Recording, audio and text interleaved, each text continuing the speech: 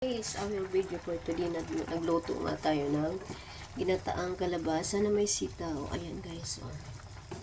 Nakalimutan ko kanina i-video ngayon lang na naalala na paluto na.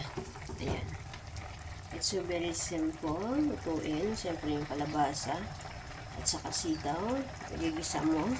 Iginisa ko siya sa bawang at sibuyas, tapos nilagyan ko siya ng kunting pork para pampalasa lang siya. Tapos siyempre nilagyan natin yan ng magic sarap at saka nor cubes. And then siyempre kailangan natin lagyan ng gata. Pero dahil sa malayo ako sa market, so bumibili ako ng gata na powder. Pero mas masarap talaga nito pag fresh na gata yung gagamitin mo guys. Pero ito powder na gata yung nabili ko doon sa supermarket. Pero super yummy naman siya. Super yummy at saka super healthy. Yan. Kaysa bibili tayo ng ulam sa labas, mas okay na rin na. Ito siya, oh. Ang ating sinataang kalabasa na may sitaw. Yan.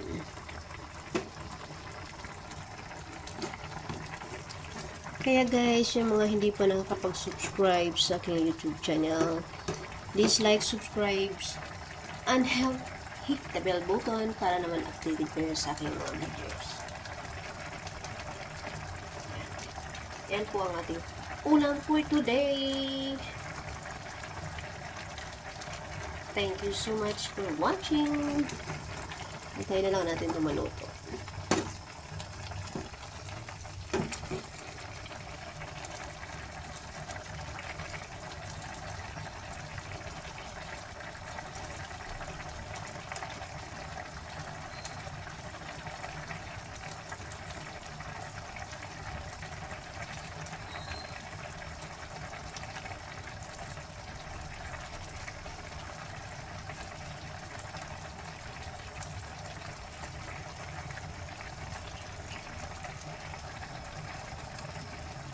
Yan, naluto na.